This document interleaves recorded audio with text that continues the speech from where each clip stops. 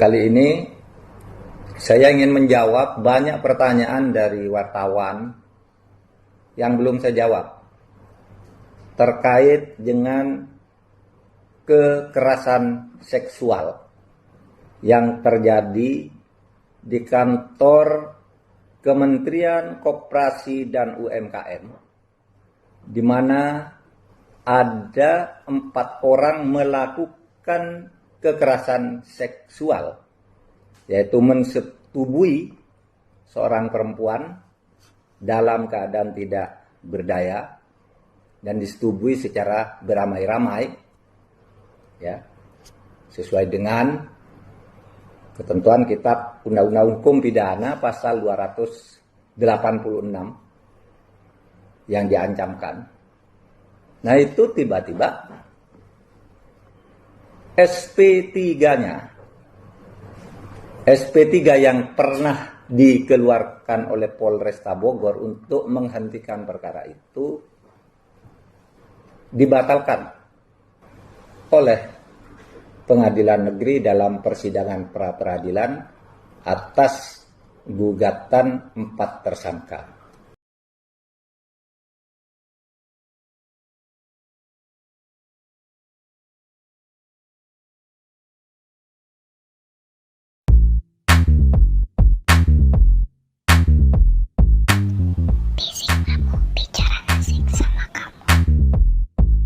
Assalamualaikum warahmatullahi wabarakatuh, teman-teman Bisik Mamuk. Apa kabar semua di sana? Ketemu lagi sama saya Sheila Duna dalam podcast Bisik Mamuk, bicara sama kamu. Teman-teman Bisik Mamuk, sebelumnya saya minta maaf banget ya, karena udah lama nih saya tidak menyapa teman-teman Bisik Mamuk di sana. Karena sudah lama juga saya tidak membuat konten yang menarik lagi karena satu dan lain hal. Mohon maaf sekali sebelumnya. Teman-teman Bisik Mamuk, tetap ya jaga kesehatan, karena memang walaupun kondisinya sudah cerah, sekarang sudah tidak pandemi lagi, tetap jaga kesehatan dimanapun Anda berada. Oke, teman Bisik Mamu, ini kita di tempat yang baru. Mungkin ini saya di tempat yang berbeda dari sebelum-sebelumnya. Insya Allah jadi nuansa yang baru dan semangat saya yang baru juga mengawali podcast saya selanjutnya. Dan jangan lupa teman-teman Bisik Mamu, tetap ya, saya tunggu subscribe, like, and komennya supaya saya semangat untuk membuat konten-konten baru lagi. Oke, teman-teman Bisik Mamu, terima kasih. Teman Bisik Mamu, kali ini saya mau membahas sebuah kasus yang cukup viral beberapa hari lalu di tanggal 19 Januari 2023, yaitu kasus dari berita yang cukup viral tentang pemerkosaan yang dilakukan oleh 4 pegawai Kementerian Koperasi dan UKM. Gimana sih sebenarnya kasus ini? Karena kalau lihat dari ceritanya kan ini memang kasus sudah di SP3-kan. Akan tetapi dilanjutkan karena hal-hal yang mungkin ada upaya hukum lanjutan dari kepolisian. Begitupun dengan atensi yang luar biasa dari pejabat negara kita, bahwasannya Bapak Menko Polhukam, seorang Mahfud MD, juga menyuarakan terkait kasus ini. Dan ini sih luar biasa karena saya anggap kasus ini menarik perhatian banyak pihak yang terkait, sehingga kasus ini didesak oleh seorang Mahfud MD untuk dibuka kembali. Gimana sih sebenarnya kronologis kejadiannya? Karena kalau melihat dari berita yang viral saat ini, bahwasannya penggiringan opini terkait para terduga pelaku ini saya anggap tidak adil karena tidak berimbang informasinya terkait terduga pelaku. Kali ini saya mengundang para terduga pelaku. Sebenarnya sih memang lebih enak saya mengundang juga korban di sini. Akan tetapi karena saya lebih mengenal terduga pelaku, saya anggap pembahasan kita awali dulu dengan para terduga pelaku yang berita-beritanya ini tidak seimbang. Saya perkenalkan ya teman-teman Bisik Mamu kepada 3 terduga pelaku. Sebenarnya 4 karena laporannya adalah 4 orang terduga pelaku. Akan tetapi hanya 3 yang kami undang. Satu lagi kemana nanti kita pertanyakan.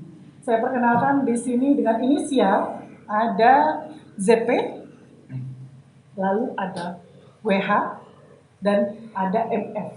Di sini ada MF, WH, dan ZP.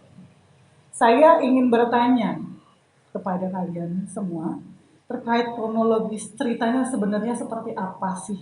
Mungkin siapa yang mau bahas di sini? Oke, saya tanya langsung aja ke MF ya. Kayaknya MF ini lebih memahami kronologis awalnya seperti apa. Gimana MF dengan kronologisnya? Kronologi awalnya, kami kan sedang mengadakan agenda akad itu Oke, di salah satu hotel yang terletak di Bogor. oke. Nah, itu dimulainya rapat itu dari jam setelah makan siang akhirnya kita selesai itu jam 9 malaman atau jam 9 malaman. Nah, setelah kita selesai rapat, pada saat itu kan kita mau mau cari makan malam kan, cari makan malam.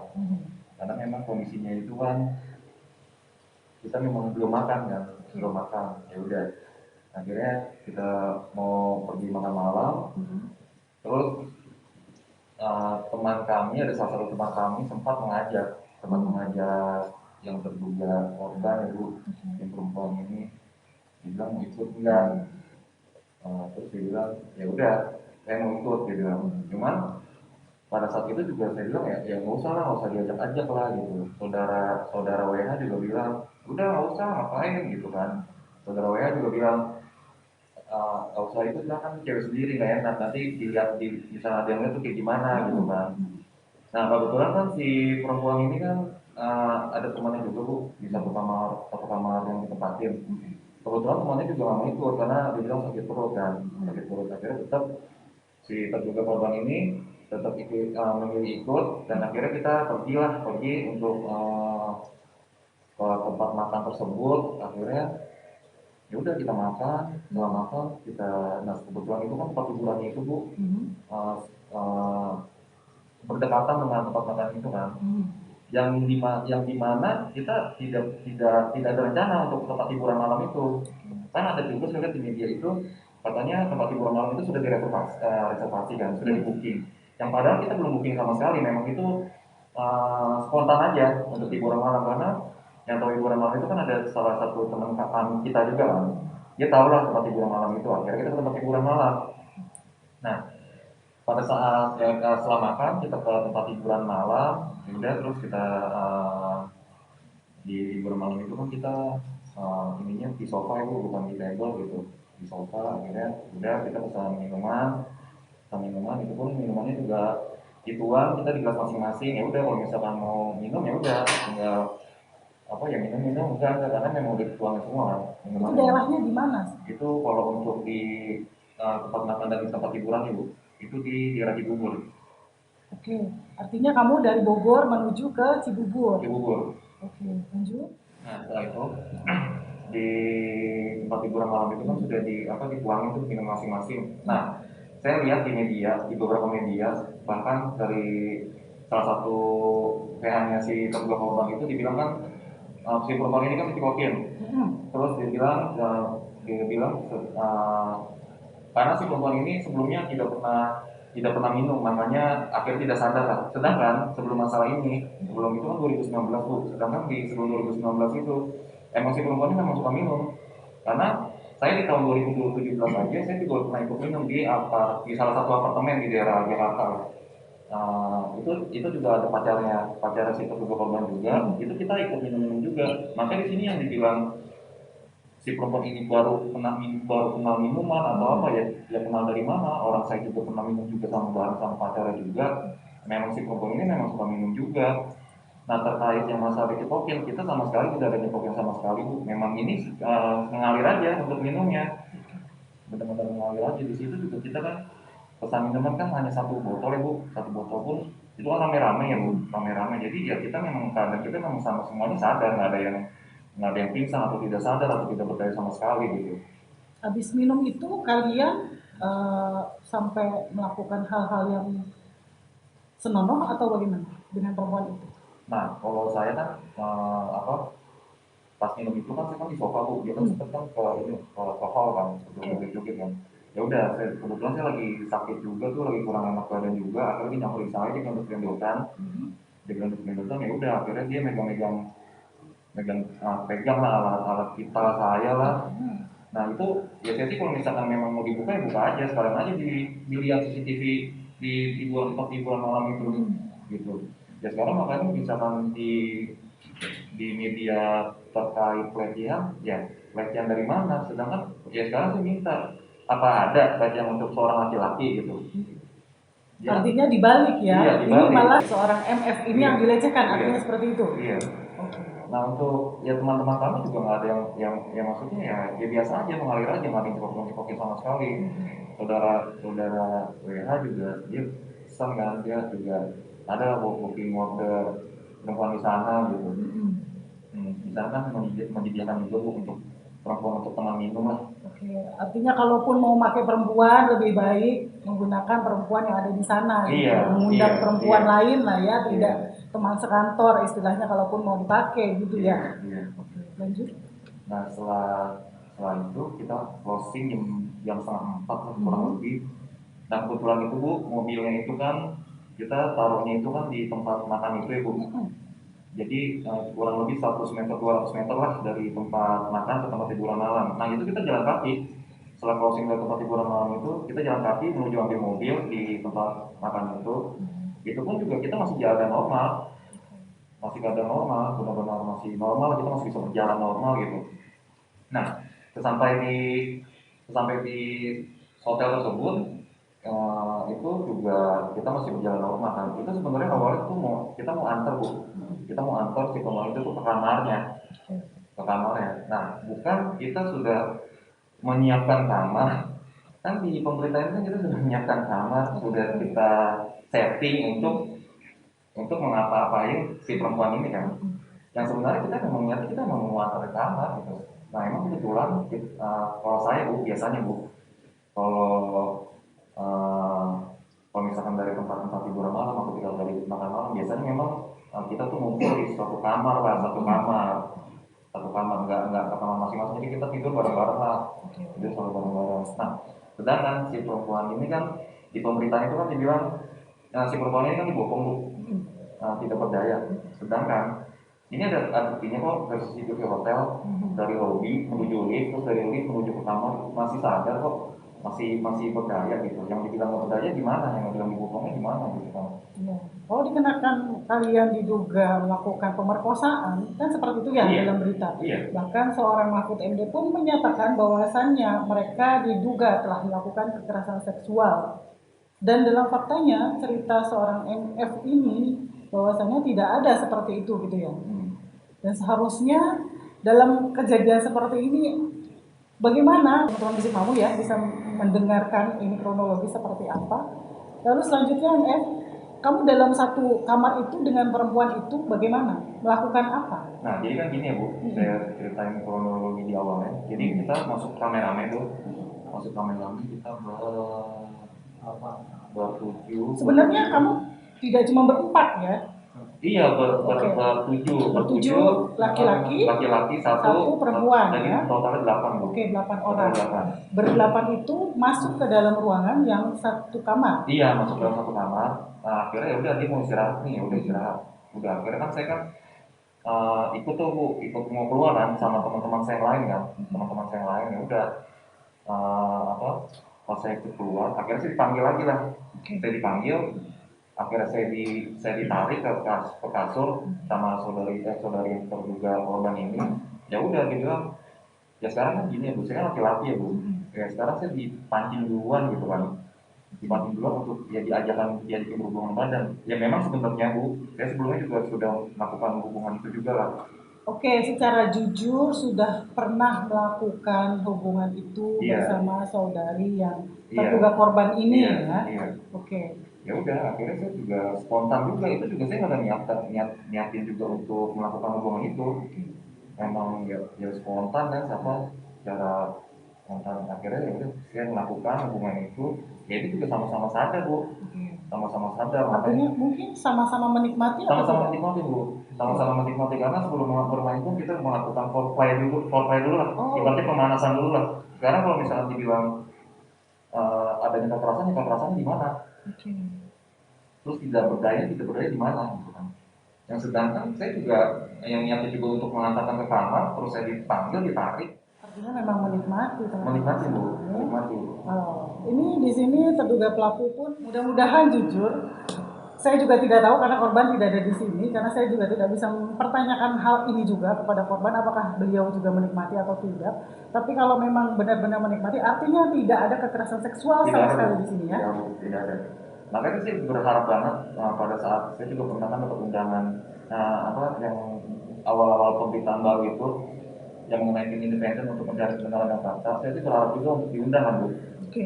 Untuk diundang, untuk saya juga klarifikasi yang sebenar-benarnya gitu. Jadi kan sebenarnya kan dari awal pemberitaan itu kan karena kan dari satu pihak Bu. Jadi kan kita ini kan secara tidak utuh kan. Betul. Terus terduga masalah saya pernah dapat undangan juga Bu dari Polda Jabar gelar perkara. Saya juga meminta izin pada saat itu.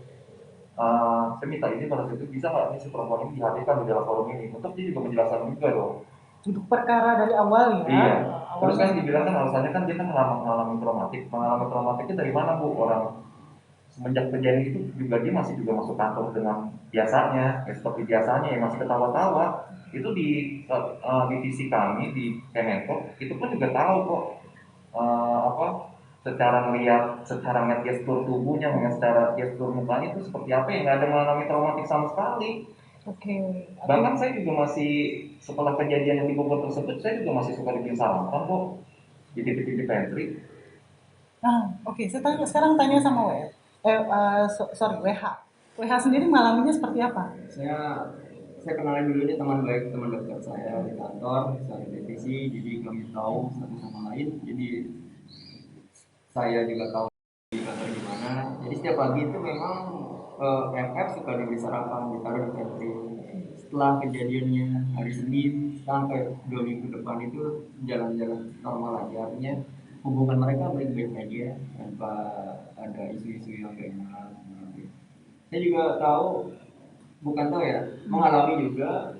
Kami di satu apartemen di Kalibata City itu rame-rame ya. Sama saya, sama ada teman kami juga, sama pacarnya itu minum-minum kami. Dia yang sewain apartemen, dibeliin pizza ya. Iya. Dibeliin pizza sama dia.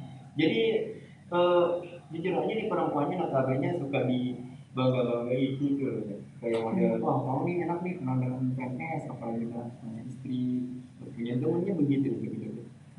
Dia tuh suka dekat sama laki-laki yang udah punya istri sebenarnya gitu si perempuannya. Oke. Ini kalau misalkan ngikutin berapa hari sebenarnya acara di Kemenkop itu? 2 hari. 2 hari. Jadi hari pertama kalian melakukan kejadian itu. Hari kedua. Hari keduanya? Hari kedua di dini hari. Artinya dini hari kedua ya. Pagi hari berarti ya. Pagi hari di hari kedua melakukan hal seperti ini gitu yang akhirnya membuat kalian menjadi terduga pemerkosa. Mereka seorang saya sebut aja MBN ya inisialnya ya. Yang akhirnya berita ini cukup viral di mana-mana. Dan sekarang bagaimana menurut kacamata WH sendiri melihat kasus ini? Adakah psikologis yang dirasakan keluarga WH? Kalau itu psikologis terus terang ini dari psikologis saya sebenarnya dirugikan ya. Artinya traumatik itu dari saya dan istri sebenarnya, terutama istri.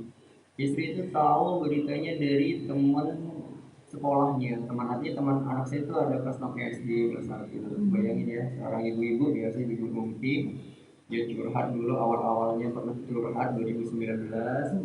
Terus curhat lagi, bukan curhat dikasih tahu di tahun 2022 Oktober.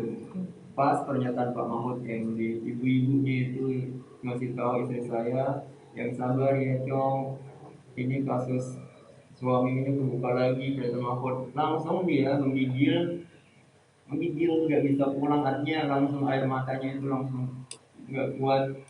Dengar statementnya dari Pak Mahfud itu nggak habis pikir, seorang pejabat negara nggak ngerti dan padahal kami sebelumnya gue SP3. Artinya kalau udah SP3 ya itu artinya udah dihentikan lah penyidikannya. Tapi mungkin karena ada sesuatu dan hal ya nggak tahu lah. Jadi traumatik istri dari bulan Oktober sampai sekarang itu luar biasa traumanya. Artinya istri saya juga udah nggak mau sosialisasi lagi, keluar pun juga malu, makan juga sekadarnya sehari sekali, anak-anak nggak ngurus karena dia udah nggak mau, ini udah nggak mau ngurus, kayak udah mau nggak mau ngurus rumah tangga ini lah, udah capek, kayak udah mau lepas lah ya, artinya udah mau pisah. Tapi saya selalu bilang, tolonglah sabar dulu, kita biarin aja orang mereka fitnah, kita harus tetap sabar. Cuman, dan kedua anak saya yang kedua yang saya sayang sayang itu, anak saya kelas 6 SD, artinya mereka udah tahu dari omongan dari mak bapaknya. Terus khawatirnya dari ibu-ibu, saya khawatir dari ibu-ibu ketika anak-anak saya main bersosialisasi sama teman-temannya, khawatirnya ibu-ibu bilang, kamu jangan deket-deket anak itu. Kenapa emang bu? Anak itu bapaknya itu pelaku astagfirullah. Coba bayangin kalau misalnya bapak ibu punya hati nurani apabila anak bapak dikatakan pelaku pemerkosa bapaknya. Astagfirullahaladzim. Ubah statementnya, saya akui saya melakukan hubungan badan, namun dasarnya suka sama suka, karena saya pernah di apartemen di Jakarta Selatan itu berdua minum suatu produk lumayan beralkohol, berdua dari sore jam 4 sampai jam 9 malam itu kan berdua pernah melakukan itu. Sebelumnya juga pernah, artinya saya suka melakukan itu. Ada bukti chat saya sama dia tuh, bukti chat ada jauh sebelum peristiwa ini terjadi, ada bukti chat saya kalau saya pernah berdua sama pacarnya juga pernah, yang pacarnya udah punya anak 2 orang itu. Intinya ini perempuan kalau bisa dibilang perempuan ganjen gatel kalau saya bilang di kantor itu sama siapa aja suka. Dan sekarang kami yang kena apesnya, imbasnya, artinya kok ini cewek suka tapi kok ngelaporin gitu.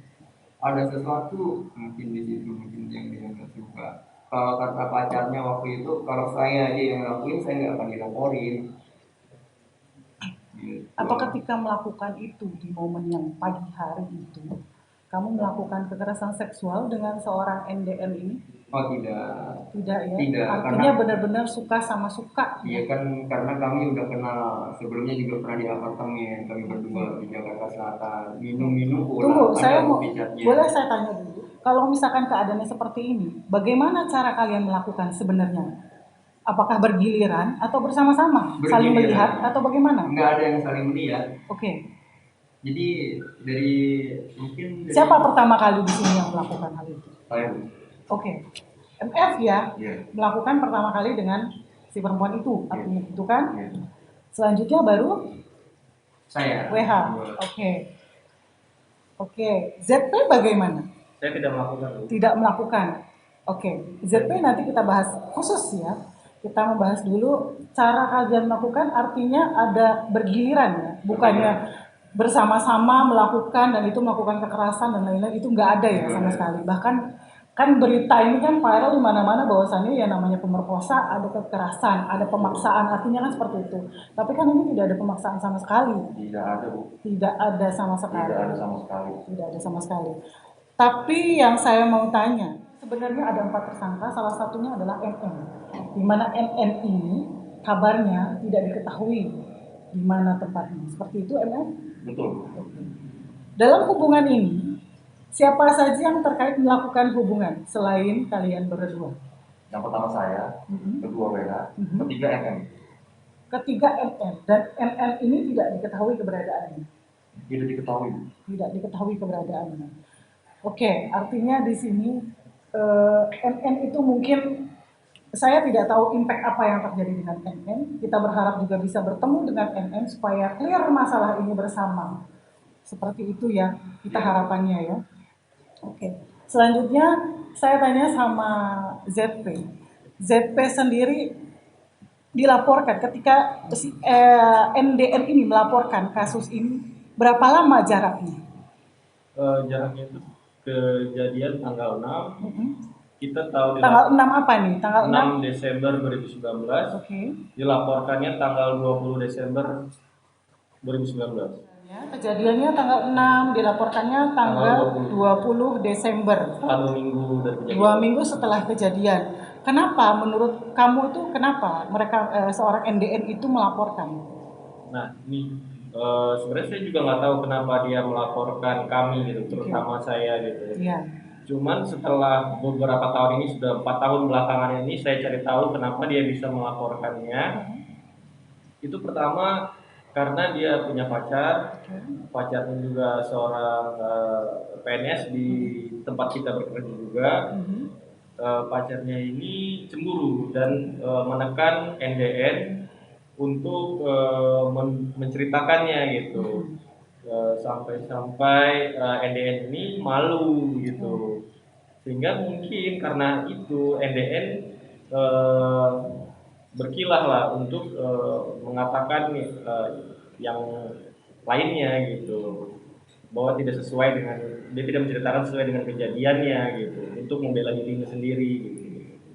Selanjutnya juga kenapa saya jadi tersangkut dari awal ini. Saya tidak, dari awal tuh saya tidak pernah bisa melakukan pembelaan.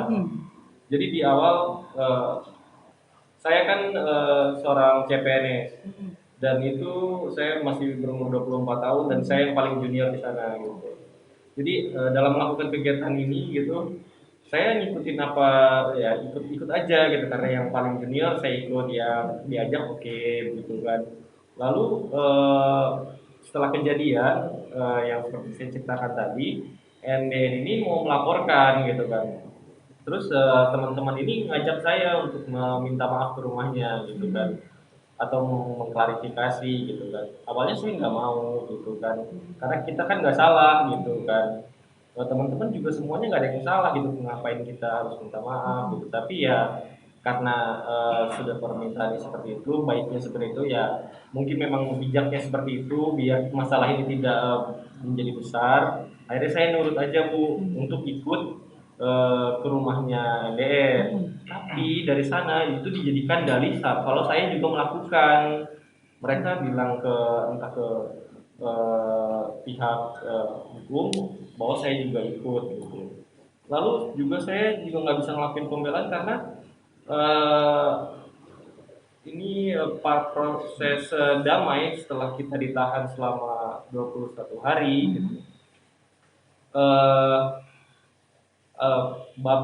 Orang tua NDN ini meminta kalau mau berdamai kan harus syaratnya adalah ada pernikahan gitu, dan saya satu-satunya yang masih lajang. Nah, karena awalnya saya nggak mau, karena saya merasa saya tidak melakukan, saya tidak bersalah gitu. Tapi karena di dalam kondisi tersebut saya tidak biasa untuk berada di kondisi di dalam tahanan sementara itu gitu. Dan juga saya juga karena pernyataan orang tua di awalnya, dia itu orang tua Eden bilang kalau Eden itu anak baik-baik, saya jadi kasihan gitu. Akhirnya saya ikhlas lah untuk menikah dengan NDN gitu. Akhirnya saya ya udah nggak apa-apa, saya nikahin, saya hitung-hitung saya nggak kuat di dalam situ, dan saya juga hitung-hitung membantu NDN biar aibnya ini juga tidak terbongkar, biar aibnya juga tetap tersimpan gitu. Karena ya kamu ya jadi pahlawan ya buat teman-temanmu, ceritanya seperti itu ya. Oh, sebenarnya bukan pahlawan juga, karena di situ juga ada salah satu pertimbangan saya, karena saya nggak kuat di sana di kondisi Dalam tahanan. tersebut itu. Berapa hari di dalam tahanan kamu dapat kabar bahwasannya ada perdamaian? Atau kamu memang meminta ada perdamaian atau bagaimana? Tidak, jadi di hari-hari terakhir kita mau dikeluarkan dari tahanan itu, saya mendengar kabar bahwa syarat dalam biar kalian bisa keluar adalah dengan menikah. Lalu di dalam itu juga sempat saya dipertemukan dengan orang tua NDN, dan orang tua NDN itu meminta saya untuk menikahi anaknya. Kamu merasa ini adil nggak buatmu? Jadi tidak loh, saya tidak, ini menurut saya merasa itu tidak adil, sangat tidak adil. Kenapa tidak adil?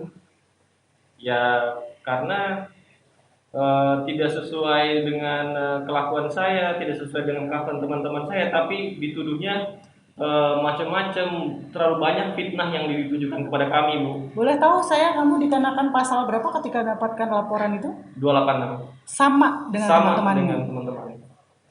Teman-teman Bisik Mamu, ini sih cukup sedih ya saya mendengarnya. Bagaimana seorang yang tidak melakukan apapun, tidak menyentuh dengan wanita itu juga, tidak hubungan badan juga, tapi bertanggung jawab untuk menikahkan. Nah, sekarang saya mau tanya, ini kan artinya kamu diberikan kompensasi kan untuk melakukan perdamaian. Kamu menikahkan dan yang lain seperti apa? Boleh kasih penjelasan terkait kompensasi? Adanya kompensasi memang benar. Kalau kompensasi itu sifatnya liar, Bu. Oke. Liar artinya kita nggak tahu apa persisnya ya. Hanya Oh, artinya isu-isu. kalian tidak bertanggung jawab untuk menikahkan, akan tetapi bertanggung jawab untuk memberikan nilai nominal yang ditentukan. Yang ditentukan pun belum tentu terrealisasi. Oke. Gitu. Artinya kan kayak anak minta jajan lah gitu, minta 2.000, akan kita kasih 1.000, kayak gitu-gitu. Oh, tapi tetap ya ada kompensasi. Ada, Ya. ataupun nominalnya kita nggak tahu. Oke. Ini saya dengar berita juga katanya memang seorang Nana ini adalah seorang OB, benar ya seperti itu. Gitu. Jadi sebenarnya status yang kan ada dua status nih kalau lihat dari berita ini, ada yang ASN, ya kan, ada yang honorer. Yang status honorer ada MN Saya Bu. dan NN, seperti itu ya. M itu sebenarnya outsourcing Bu. Outsourcing, oke, honorer kamu dan NN adalah outsourcing. Iya. Kalau kamu sendiri statusnya dalam kejadian seperti ini, bagaimana? Kamu mengundurkan diri kah? Atau kamu yang memang dikeluarkan oleh pihak Kemenkom? Enggak, jadi kan saya kan setelah saya tahu 2 minggu, enggak, setelah laporan 2 minggu, saya akhirnya mencari kerjaan lah Bu. Karena kan biasanya pergantian SK itu di bulan Januari. Nah ini kan sekarang bulan Desember. Kalau saya sih punya feeling, saya sih udah nggak akan dipertahanin ya Bu. Karena satu saya honorer. Akhirnya saya mencari kerjaan, akhirnya saya dapat salah satu kerjaan di daerah Bekasi. Nah, itu saya mulai masuk di Bekasi itu bulan Januari. Iya, bulan Januari itu saya sudah mulai bekerja di tempat baru, dan akhirnya saya di bulan Februari itu akhirnya saya ditahan. Jadi saya cuma waktu saya bekerja di tempat baru itu hanya 1 bulan. Baru 1 bulan, Baru 1 bulan bekerja. lalu berita viral. 2020 kami ditahan. Ya udah, saya juga kehilangan kerjaan juga kan. Nah saya ditahan itu 21 hari. Udah setelah 21 hari, karena saya sudah terlalu lama 21 hari ditahannya Bu. Jadi ya udah, kerjaan saya itu juga akhirnya saya dipecat dari kerjaan saya yang baru. Oh, Karena saya 21 hari saya tidak ada kabar karena kamu di dalam tahanan. di dalam tahanan. Dan akhirnya impactnya seperti itu. Iya. Tapi sekarang kamu sudah mendapat pekerjaan lagi? Sebenarnya saya sudah dapat kerjaan Bu di tahun itu. Saya dari 2020 saya nganggur cukup lama Bu. Akhirnya saya juga jadi bercerai dengan istri saya karena ekonomi kan hancur banget lah. Oke, artinya kamu sebelum terjadi keadaan seperti ini, kamu pernah menikah? Sudah menikah Bu. Sudah menikah. Saya sudah sebelum kejadian ini saya memang sudah menikah. Statusnya sudah menikah. Oke, sudah menikah statusnya. Lalu setelah kejadian ini? Setelah kejadian ini, akhirnya kan istri pada saat itu mantan istri masih bertahan kan, karena dia tahu kronologinya bahwa ya dia bilang suami saya memang bersalah gitu, sudah melakukan hubungan badan yang bukan istrinya gitu kan. Tapi dia tahu ini bukan kekerasan, bukan pemerkosaan, makanya dia waktu itu masih juga bela mati-matian lalu. Cuman karena ada dampak dari ekonomi kita juga berantakan banget, utang juga banyak kan, utang banyak. Nah, rumah juga beberapa bulan juga nunggak, motor juga akhirnya ditarik karena kan pada saat itu digaji itu BPKB buat kehidupan lah, buat kerjaan kehidupan, buat makan. Ya udah akhirnya itu yang saya nggak sanggup buat membayar BPKB, akhirnya motor juga ditarik.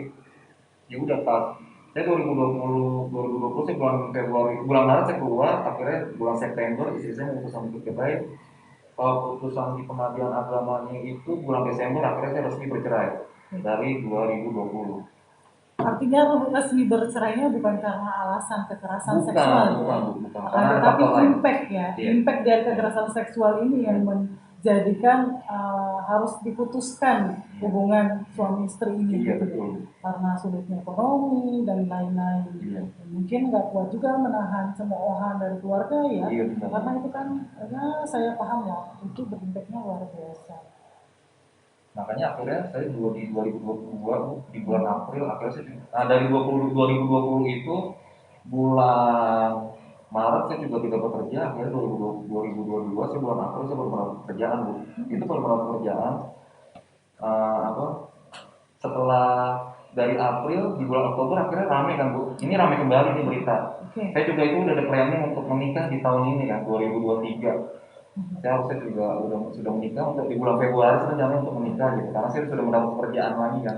Sudah mendapat pekerjaan akhirnya di bulan Oktober itu pasangan saya yang sekarang dia bilang ini rame beta kemenko, dia bilang gini. Nggak tahan juga Nggak akhirnya. tahan, Bu.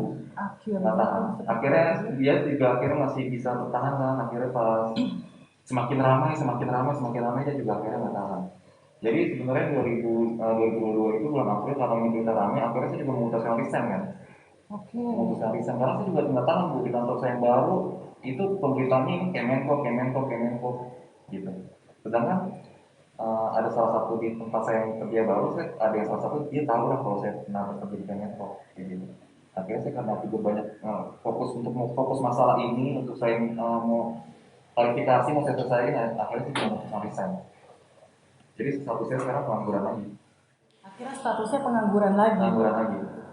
Waduh, kasihan ya teman Bisik Mamu. Coba ini jadi ibroh ya, jadi pelajaran buat teman-teman Bisik Mamu juga di sana dan melihat sisi positif dan negatifnya juga di sini. Dari kasus ini saya sedih dengernya kalau impactnya sampai terjadi seperti ini karena memang nyari uang itu susah banget teman-teman Bisik Mamu. Dan sekarang bagaimana dengan keadaan WH sendiri? Ya, semenjak Oktober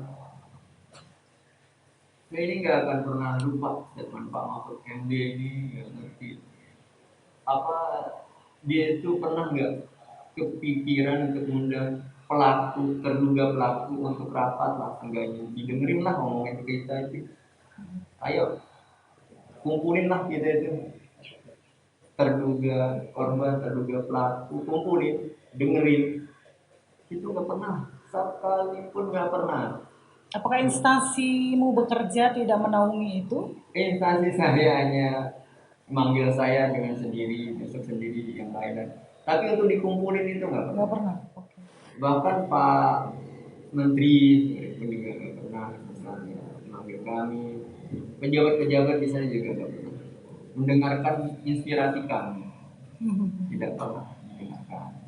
Artinya nggak dipanggil pun juga nggak dipanggil untuk klarifikasi lah. Klarifikasi dan menjelaskan kronologi sebenarnya ya seperti apa ya. Saya ini kalau impactnya kan setelah saya dikeluarkan jadi PNS.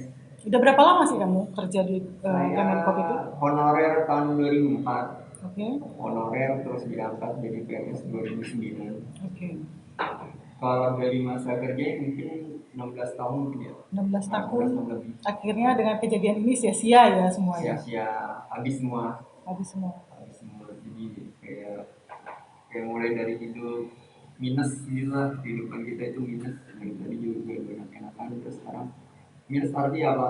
Pikiran, tenaga, ekonomi, semuanya. Sungguh, saya tanya, bukankah di setiap instansi itu kalau ada masalah biasanya ada tim TGPF atau tim gabungan pencari fakta? Ya, bagaimana dengan tim TGPF kamu di instansi kamu kerja? Tim TGPF itu udah dibentuk oleh namun saya sayangkan kami nggak pernah dipanggil. Saya berani bilang kami karena memang saya sih itu juga nggak pernah dipanggil untuk klarifikasi atau diberi kesempatan lah menghadap. Tadinya saya ingin ngadep gitu, hadap aja lebih gitu, tapi ya mungkin banyak pertimbangan. Ya jangan ada etika kan, di kementerian itu ada etika, nggak bisa kita berujuk-ujuk nyamperin TGF.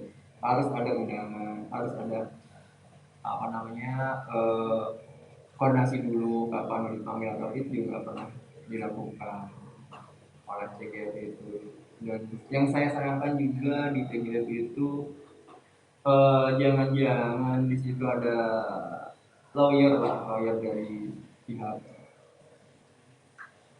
terduga korban di situ ada, otomatis ya seperti lah kalau ada Artinya kemungkinan ya, kemungkinan Kemungkinan. ada lawyer korban yang ikut Iya. menjadi salah satu dari tim gabungan pencari Iya. fakta itu. Artinya yang seharusnya TGPF dengan apa ya, sistem mungkin lebih independen ya, tapi jadi tidak independen di situ. Begitu menurutmu? Ya menurut saya seperti itu karena memang harusnya kan berimbang dong. Kalau memang ada TGF itu ada lawyer terduga korban, seharusnya lawyer terduga pelaku itu harus ada dong.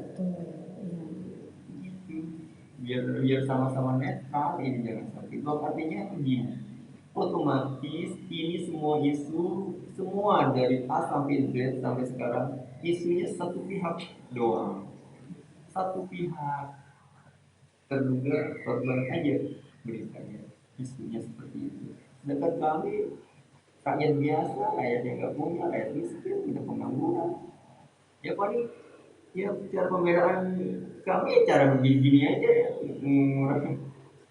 Sedih saya sebenarnya. Saya juga nggak tahu ND kalau apa terduga korban ini mungkin punya backup itu nggak tahu ya. Kalau alam atau mungkin punya power segala macam kalau alam. Ya yang saya kasih tahu ya kami ya yang biasa. Saya dari kampung merantau gitu. Ya saya akui perbuatan saya salah. Tidak ada ya saya nggak akui juga saya benar-benar saya pun salah memiliki yang bukan hak. Namun patut di garis bawahi tidak ada yang namanya itu tindakan kekerasan seperti itu ya ada. Bisa lah dibuktikan dengan visumnya itu. Oh pernah ya dilakukan visum ya? Pernah setelah 2 minggu kejadian mereka visum. Oke, 2 minggu. 2 minggu dia setelah itu 3 hari kemudian dia visum, 3 hari per 2 hari itu dia visum sama orang. Namun ya isunya cuma udah nggak perawan gitu aja, udah nggak perawan dan tidak ada kekerasan.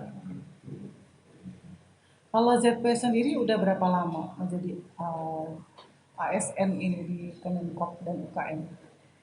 Saya jadi CPNS itu di tahun 2019 bulan Maret. Oke. Oke, berarti berapa lama sampai kamu dipecat ini? Statusnya sudah dipecat kan sebagai ASN? Sudah diberhentikan. Diberhentikan. Bagaimana sistem pemberhentiannya itu? Dikeluarkan surat apa?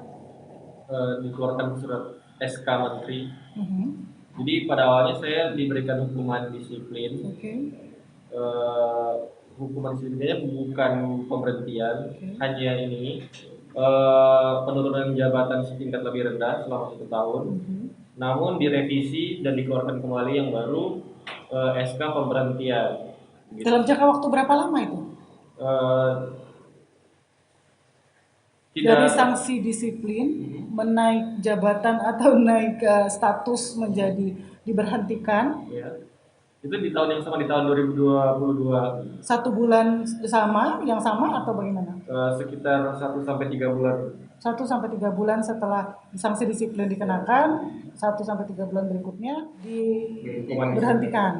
Iya. Kamu merasa adil nggak seperti itu?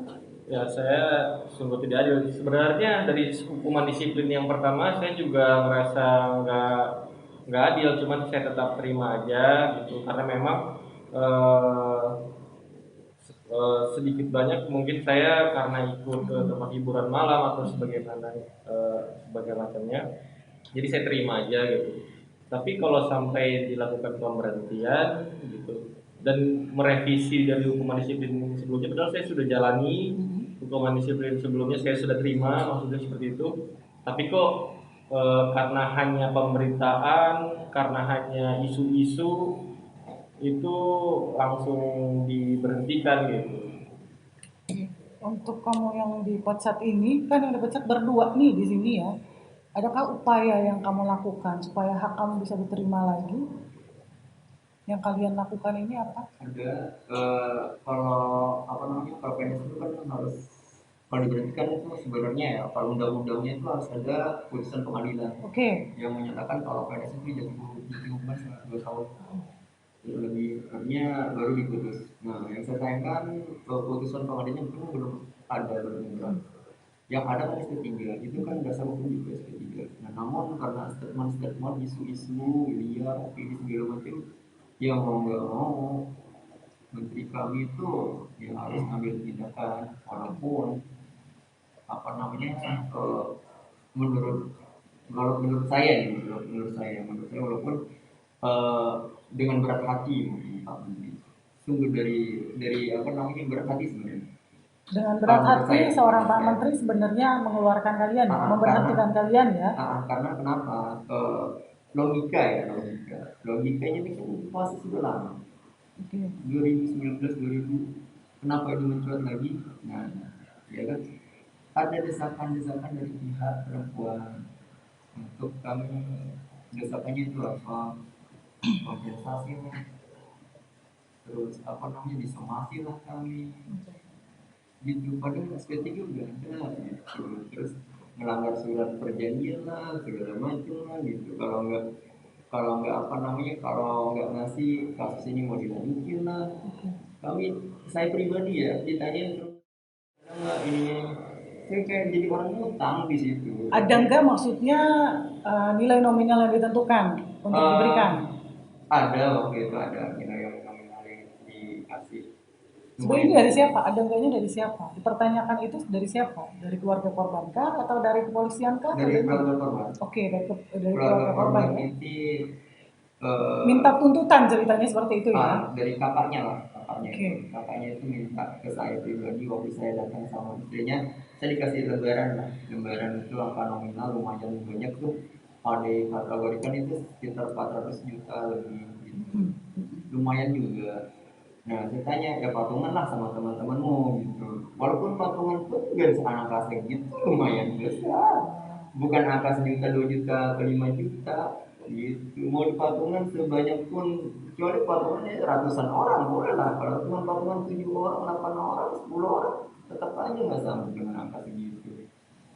Oke lah, kami ya udahlah, kami yakin tuh waktu itu SP3, kami SP3, terus artinya kalaupun mereka gugat SP3 itu mulai pra peradilan gitu. Oke lah, sesuai aturan aja, ketentuan, jangan jangan sono sini, artinya sono sini itu apa, cuap-cuap ke ombudsman, cuap-cuap ke media-media atau apalah gitu, kalau ini diangkat-angkat. Jadi sebenarnya karena desakan sih sebenarnya, kenapa itu ini. Tapi kalau menurut saya, kalau secara perilaku, saya sebelum sudah melakukan di apartemen berdua gitu, ada bukti cat gitu saya. Terus kedua, kami ke apartemen itu nggak sekali 2 kali, bisa 4-5 kali, rame-rame, happy, anaknya juga minum segala macam. Bohong lah kalau dia dibilang itu nggak pernah minum, pernah, ada bukti chat. Oh, saya minum kok, di situ bukti chat. Saya ditanya pacar saya, tapi jawabnya saya cuma nemenin minum berdua. Ada bukti chat. Artinya dia punya pacar ketika bareng-bareng itu ya. Ada bertiga pun dia sempetnya gituan sama pacarnya. Saya di situ nggak, jadi saya seorang nggak dihargai di situ. Dia yang cerita curhat, Mas saya boleh cerita curhat nggak terkait ini?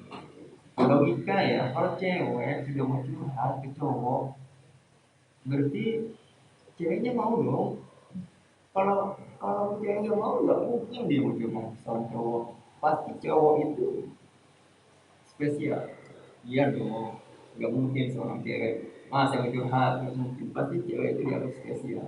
Oke, dia mau curhat, janjian, dia yang nentuin tempatnya. Oke, tempatnya di sini, jam berapa? Oke. Jadi selama saya ikut harus di situ waktu sampai kejadian itu ngikutin juga jadinya. Mungkin bisa dibilang permainan atau apa, gamernya dia walau lah ya. Tapi ya udahlah, saya bilang harapan saya, boleh langsung harapan apa nanti? Boleh nggak apa-apa. Harapan saya itu eh, kita harus cerdas menyikapi ini. Jangan hanya apa namanya isu itu dari sepihak aja. Kami juga butuh keadilan. Kamu bukankah kami ini manusia yang dilindungi oleh undang-undang negara Indonesia, keadilan sosial bagi seluruh rakyat Indonesia. Dengan hak-hak kami juga harus Didengar ya. Iya. Oke. Untuk ZP sendiri ini kan statusnya ZP pernah menikahkan nih ceritanya. Betul. Masih statusnya seorang suaminya NDN dong berarti. Masih. Statusnya saat ini masih menikah dengan NDN. NDN. Iya. Kamu sudah melaporkan status pernikahan kamu ke instansimu? Sudah. Sudah pernah melaporkan Sudah itu? pernah melaporkan ke atasan langsung. Ke atasan langsung mendapatkan tanda tangan, surat dan lain-lain ya? Sudah. Iya. Ada indikasi lain bahwasannya mereka menganggap kamu tidak pernah melaporkan? Iya. Jadi dalam SK hukuman disiplin saya yang terakhir itu instansi mengatakan saya belum melaporkannya, sedangkan saya sudah melaporkannya. Oh, sudah melaporkan ya Pak? Sudah. Sudah Saya ada bukti untuk. ada buktinya ya? Iya. Oke. Terus bagaimana dengan kamu menjadi statusnya jadi si suaminya seorang NDN ini? Apa pernah setelah menikah itu bertemu dengan seorang NDN ini? Jadi begini, setelah saya menikah ini, memang ya keluarganya itu membuat skenario. Jadi setelah kita menikah tidak boleh campur dulu bilangnya, Karena apa? karena untuk menutupi aibnya katanya. Menikahkan hanya untuk menutupi aibnya. Iya, menutupi aibnya. Jadi jangan dulu menikah dan campur satu rumah gitu. Jadi permintaannya itu diadakan dulu lamaran, lalu diadakan pesta besar-besaran, mungkin seperti itu. Baru boleh memang kalau nantinya mau campur gitu. Tapi ketika pernikahan itu orang tuanya ada kan? Ada. Keluarganya juga ada. Kebetulan yang saat hadir di KU di Jakarta Selatan itu orang tua saya dan orang tua yang. Oh, hanya kedua orang tua saja. Iya. Kamu pernah menafkahi seorang NDN? Ya, saya nafkahi sesuai dengan tunjangan istri seorang PNS. Tunjangan istri seorang PNS. Oh, Ya. kamu menghitungnya seperti itu. Saya menghitungnya seperti itu. Tunjangan Bahkan istri. saya mungkin agak lebih sedikit. Oke. Walaupun kamu tidak diberikan haknya mendekat dengan seorang istri, Ya. tapi tetap kamu melakukan kewajiban itu ya? Saya tetap melakukan kewajiban itu dan berhenti ketika saya mendapatkan somasi. Somasi. Oh, oke. Berapa lama dari jarak kamu dikasih surat, kamu dapat surat buku nikah, Iya. lalu dikenakan somasi itu berapa lama? Sekitar 1 tahun. 1 tahun. Sekitar. 1 tahun berikutnya setelah pernikahan, Iya. seorang ZP diberikan somasi dari pihak korban. Iya. Dianggapnya isi somasinya? Isi somasinya bahwa ini di pas pertemuan antara kuasa hukum ND mengatakan kalau ND mau bercerai asalkan dengan kompensasi Nilai? kompensasi uang Oke. gitu. Berapa kompensasi yang dia minta?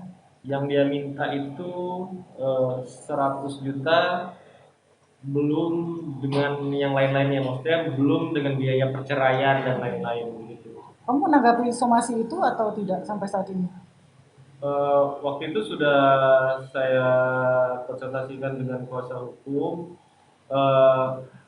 tapi akhirnya karena jumlahnya yang terlalu tinggi, waktu itu juga dibilang oleh pengacara ND saat itu bahwa sasarannya bukan hanya saya gitu, tapi dia dalam surat itu juga mengancam bahwa akan membuka kasus yang sebelumnya gitu. Jadi bahwa teman saya yang bertujuh ini akan dikaitkan kembali dan akan dilaporkan ke media gitu. Oh, Dan artinya melaporkan ke Komnas Perempuan dan lain-lain gitu. Artinya bukan berempat lagi, jadi laporannya baru dengan bertujuh gitu. Iya. Karena kan ini aneh ya, kalian kan bertujuh ketika jalan kan Iya. seperti itu. Tiba-tiba dilaporkan cuma berempat, ya kan? Itu saya balik flashback lagi, itu ceritanya kenapa bisa cuma berempat? Karena yang awalnya mungkin ini saya berpendapat kalau awalnya itu yang mau minta maaf hanya berempat, Oh, yang bertiga ini tidak. yang bertiga ini beralasan. Oke. Jadi cuma berempat ketika hadir ke rumah orang tuanya. Iya, Oke. Lalu dimarahi lalu sama orang dimarahin tuanya. gitu ya, karena kita diam aja karena ya namanya juga orang tua, mungkin orang tuanya belum tahu kelakuan anaknya seperti apa gitu kan. Kita juga nggak berani bantah kalau orang tua lagi ngomong, apalagi dengan ada yang segitu tingginya gitu. Jadi kita hanya diam aja gitu. Padahal mau saya kalau memang ditanya baik-baik ya kita bisa klarifikasi gitu loh. Kalau emang orang tuanya mau tahu kejadian yang sebenarnya, kita bisa kasih tahu gitu. Tapi kan di situ nggak diberikan kesempatan gitu. Ada yang mengekspos kejadian itu tidak pada Iya. saat itu? Kalian minta maaf. Pasti kan akan ada keributan tuh di Iya. orang tuh di dalam rumahnya itu kalian minta maaf. Siapa yang mengekspos? Eh, Keluarga korban atau keluarga. dari keluarga kalian? Keluarga Keluarga korban. terduga korban. Pernah dipublish di media? Pernah. Pernah. Di media apa? Jadi, Itu kapan kejadiannya di Narasi TV? mungkin sekitar 1 bulan. Yang lalu. Oke, berarti kalau sekarang bulan Januari, artinya publish di bulan Desember 2022. Iya. Begitu ya. Oke. Menarik teman basic mamu karena sebenarnya ada pertanggungjawaban yang luar biasa dari seorang ZP ini. Saya ini menganggap ZP ini seorang pahlawan ya, karena mau dinikahkan, walaupun sebenarnya tidak mencolok sedikit sedih sih teman basic mamu ya. Mudah-mudahan nggak ada lagi ya kasus yang seperti ini teman basic mamu. Sekarang saya minta harapan kalian kepada instansi, kepada keluarga korban, dan kepada masyarakat khalayak yang paham nih dengan kasus kalian. Apa yang kamu ingin? Coba dari ZP dulu deh. Kalau untuk masyarakat ya semoga kedepannya kalau mendengar berita, membaca berita sebaiknya mendengar dari kedua sisi gitu. Begitu juga para pejabat gitu. Yang sama aja sebenarnya seperti masyarakat kita gitu, hanya dengar satu sisi tapi langsung mengambil keputusan, mengambil tindakan, menggiring opini dan sebagainya, itu semoga kedepannya tidak terjadi lagi. Kepada keluarga korban, kamu kan statusnya masih nikah. Iya. Akankah ada upaya kamu berikutnya mau melanjutkan pernikahan ini atau bagaimana? Oh tentu tidak, Tentu karena kan juga dari somasi itu ND juga sudah menginginkan perceraian. Jadi sudah menginginkan ya saya mau apa lagi gitu kan, karena juga saya juga sekarang juga udah tahu bagaimana karakter ND sebenarnya gitu, setelah teman-teman bercerita bahwa mereka apa ND sudah melakukan dan sebagainya gitu. Ya menurut saya laki-laki yang masih punya harga diri ya mungkin nanti kita akan tidak lanjutin untuk perceraian. Lanjutkan ke perceraian ya. Ya. Oke. Lalu untuk instansi kamu bekerja sendiri, apakah kamu ingin kembali hak-hakmu atau bagaimana nih? Ya, tentu kalau ingin hak saya kembali kan, cuman sebenarnya kalau saya mikir kalau tempat mencari rezeki saya tentu tidak hanya bergantung pada instansi saya bekerja, cuman dengan fitnah ini, dengan zolim ini, saya jadi nggak terima kalau saya diberhentikan gitu. Kalau alasannya karena hal ini. Artinya kamu akan melakukan upaya apa pada instansi ini? Akan melakukan upaya banding. Upaya banding untuk mendapatkan kembali hak kerjamu sebagai ASN ya. Iya. Seperti itu. Oke, sekarang WH, bagaimana? Apa harapanmu? Ulangi lagi dengan kamu punya harapan kepada masyarakat apa? Mungkin tadi udah ya mencerdas, lebih cerdas lagi mungkin ya masyarakat untuk menilai sebuah berita, jangan cuma sepihak aja kan begitu tadi kamu bilang ya. Mungkin harapan kepada keluarga korban dengan kasus ini, adakah kamu merasa balas dendam dengan mereka? Nggak, pribadi tidak ada niat untuk balas dendam. Harapan saya ini selesai. Selesai artinya apa? Hormatilah putusan yang sudah terkuat. Kayak di SP3 itu kan produk hukum. Betul. Nggak sembarang kepolisian melakukan SP3, apalagi dikuatkan dengan putusan pengadilan. Itu juga udah apa lagi namanya? Udah putusan yang apa lagi sih yang mau dimau? Ini udah ada putusannya. SP3 udah ada, dikuatkan lagi dengan hakim pengadilan gitu ya kan. udah udah ada, yang udah ada aja kita hormati gitu, jangan risu-risu lagi, jangan cari-cari kesalahan orang lagi, jangan cari-cari celah-celah untuk ini untuk itu. Oh, udah, saya nggak mau lapor balik juga, nggak ada niat ke sana.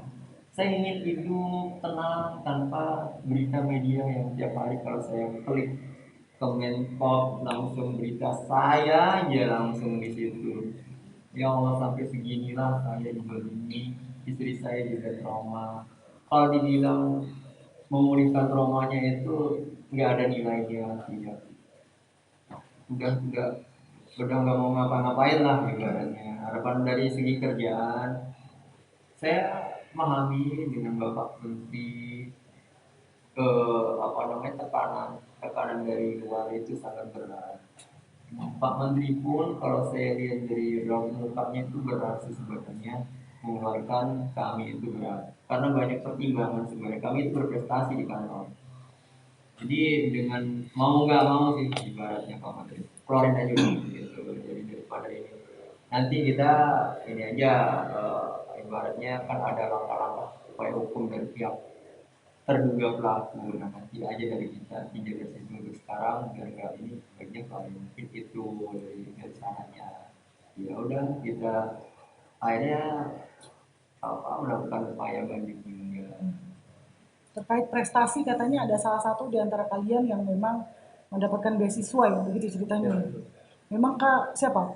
Saya, ZP Iya. diberikan beasiswa ya. eh, Bagaimana itu caranya? Maksudnya mendapat beasiswa dari Kemenkop kah atau bagaimana? bukan, jadi itu merupakan beasiswa Bappenas. Itu prosedurnya adalah kita mengikuti tes TPA dan TOEFL. Seperti itu. Ketika lulus dari tes Bappenas itu, baru harus mengurus administrasi atau formalitas bahwa saya direkomendasikan juga oleh Kemenko. Oke. Tapi statusnya bagaimana sekarang dengan beasiswanya? Masih sudah selesai kah atau masih dalam pendidikan atau bagaimana? Nah, sebenarnya masih menggantung karena sebelumnya saya sudah pernah diminta klarifikasi oleh Bappenas dan kampus saya gitu. Namun belum ada keputusan saya boleh melanjutkan pendidikan atau tidak. Pernah dikasih ruang untuk bertemu dengan Bappenasnya?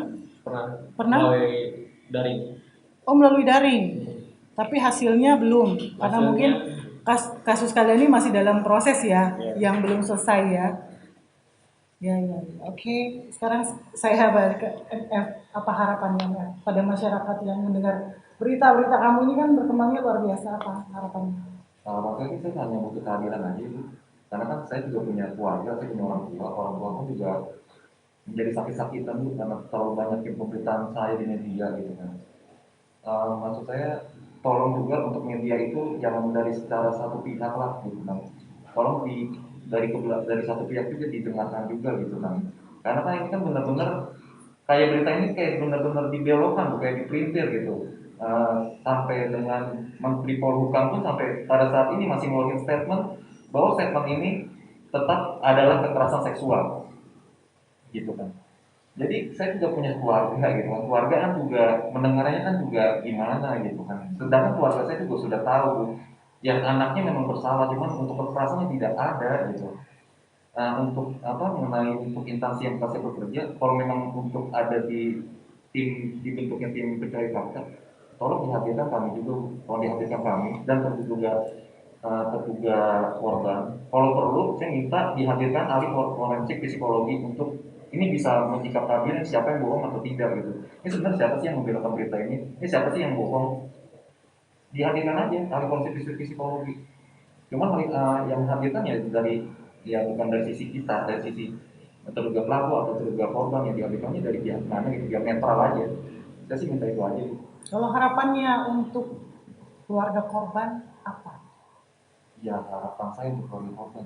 Yang merasa korban ya, karena memang seorang perempuan ini kan memang di sini terduga korban sebenarnya. Apa harapannya? Jadi nggak ada harapan apa-apa itu.